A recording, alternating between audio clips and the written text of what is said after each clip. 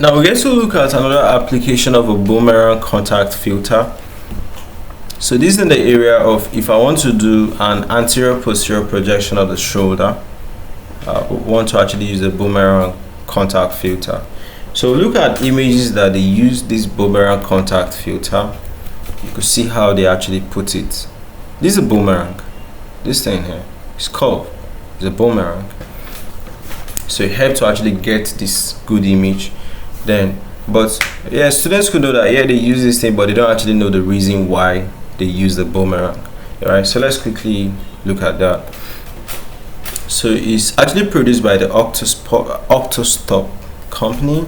I think that's a company in Canada. So it's specially designed to equalize exposure, So you are using it because the shoulder has some places that the tissues are thin, okay, while other places the tissues are thick. Do you understand? So purpose is the anatomy include both the thinner upper thoracic regions and the denser shoulder joints.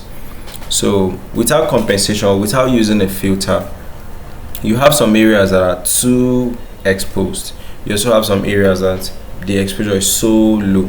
So you're using a boomerang filter to be able to balance that fact. So filter placement, we said that this is a boomerang. We have different filters, right? But for the shoulder, of course, what will fit it is the boomerang.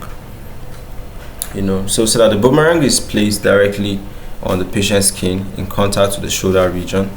Its wedge shape is aligned so that the thicker part of the filter overlies the thinner anatomical region, which is the upper thorax, okay, while the thinner part covers the dense shoulder joint.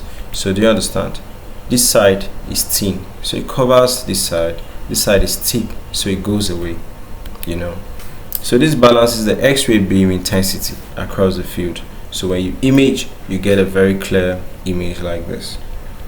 So clinical benefits here enhances the visualization. I can now be able to get a very nice image of the shoulder joint. I can now be able to make the right diagnosis. It reduces the risk of exposures, repeated exposures again. I want to image. When I finish, I'll still image again. So it maintains patient dose efficiency by avoiding unnecessary exposure. So you want to just take one image and it should be good, so that you don't bring the patient back to the same procedures over and over again. So one thing you should know that you should ensure that the position is very nice, okay, just like the way it's described here. And you should always confirm that the filter is very clean and intact. So you also communicate to the patient, and tell them what the filter is used for, and also give them instructions in order for them to actually stand still and the rest of it.